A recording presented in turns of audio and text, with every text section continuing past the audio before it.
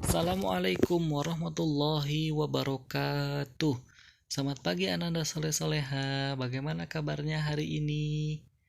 Mudah-mudahan kita semua selalu dalam keadaan sehat dan selalu berada dalam lindungan Allah. Amin ya Allah ya Rabbal Alamin. Baik, untuk pembelajaran kali ini perlu diketahui bahwa di kelas 6 ini waktu belajar kalian hanya berapa bulan saja. Mungkin efektifnya hanya di semester 1, makanya mungkin nanti ke depannya materinya banyak yang akan kita singkat atau materinya nanti akan kita bahas secara cepat.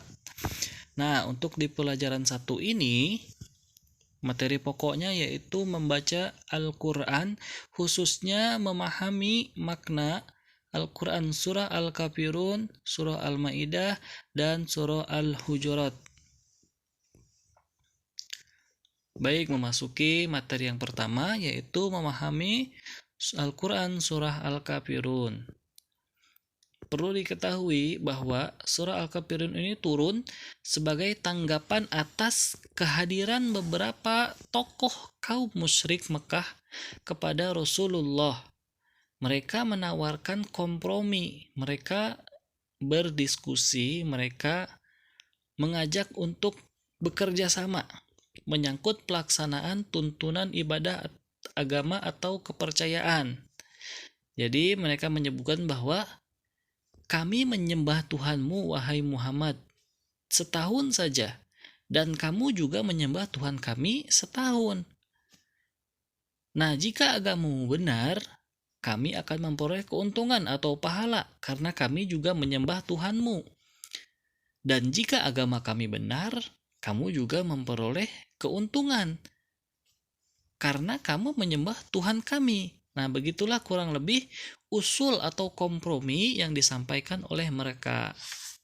Nah, menanggapi usulan tersebut, ayat pertama memerintahkan kepada Nabi Muhammad bahwa menyampaikan sikap secara tegas ajaran Islam bahwa katakanlah kepada tokoh kaum musyrik yang datang kepadamu, aku sekarang hingga masa datang tidak akan menyembah apa yang kamu sembah. Itu merupakan isi kandungan dari ayat 1 dan ayat 2. Kaum musyrik memang sering kali mengubah-ubah sembahannya. Terkadang mereka menyembah batu, lalu batu yang lain, sesekali juga tumpukan pasir, atau bahkan tumpukan kurma. Yang aneh, kemudian tumpukan kurma itu mereka makan apabila mereka merasa lapar. Lalu mereka mencari sesembahan yang lain. Dan isi kandungan berikutnya, tidak juga kamu akan menyembah apa yang sedang aku sembah. Selanjutnya ayat 4 melanjutkan bahwa aku tidak pernah menjadi penyembah apa yang kamu sembah. Dan kamu juga tidak akan menjadi penyembah apa yang aku sembah. Lalu ayat 6 menyebutkan bahwa tidak akan ada titik temu dari kompromi tersebut. Maka bagi kamu agama kamu dan bagiku adalah agamaku. Lakum dinukum waliyadin.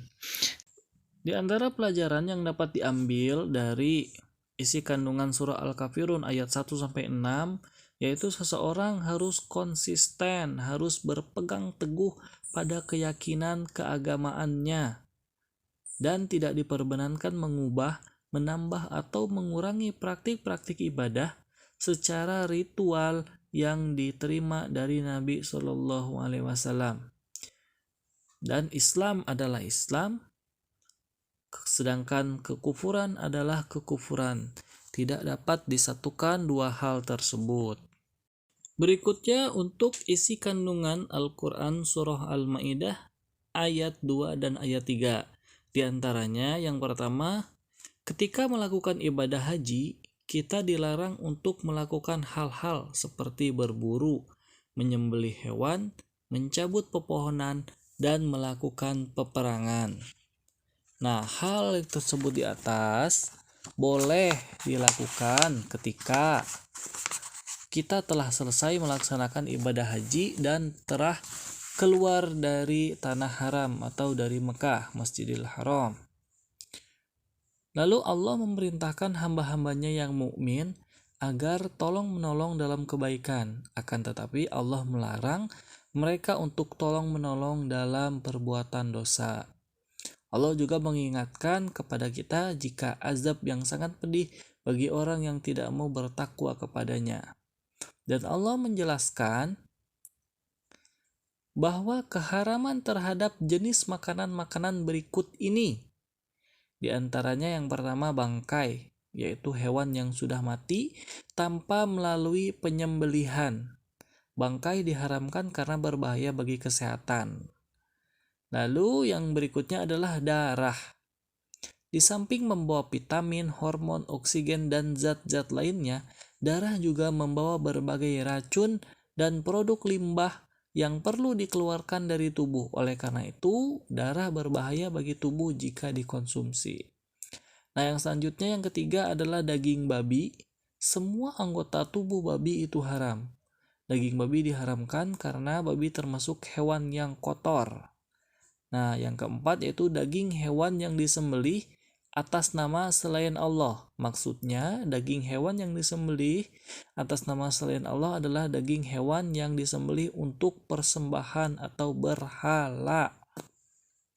Dalam Islam kita dianjurkan membaca bismillah ketika akan menyembelih. Nah, jenis makanan haram lainnya yaitu hewan yang mati karena tercekik, terpukul, jatuh, ditanduk hewan lain, atau diterkam hewan buas.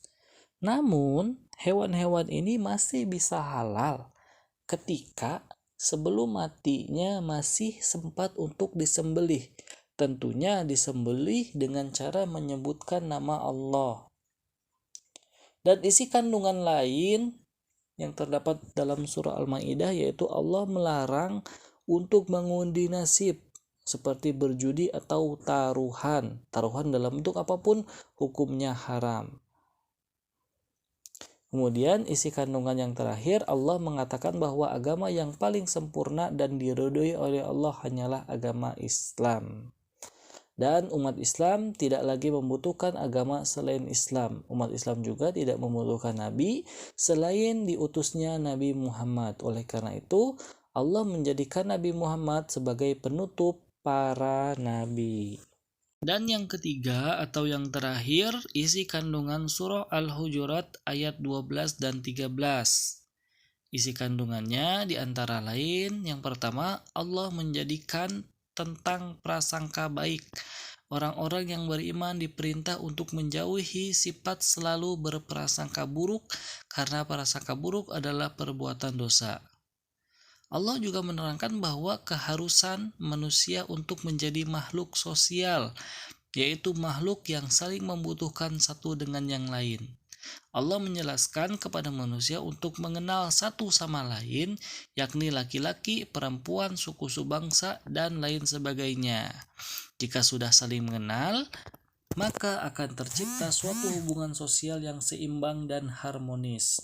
Allah juga menjelaskan bahwa Allah menciptakan perbedaan pada makhluknya bukan untuk saling menyaingi atau memusuhi. Semua manusia di hadapan Allah itu sama, tidak ada yang lebih baik di hadapan Allah kecuali orang yang beriman dan bertakwa kepada Allah.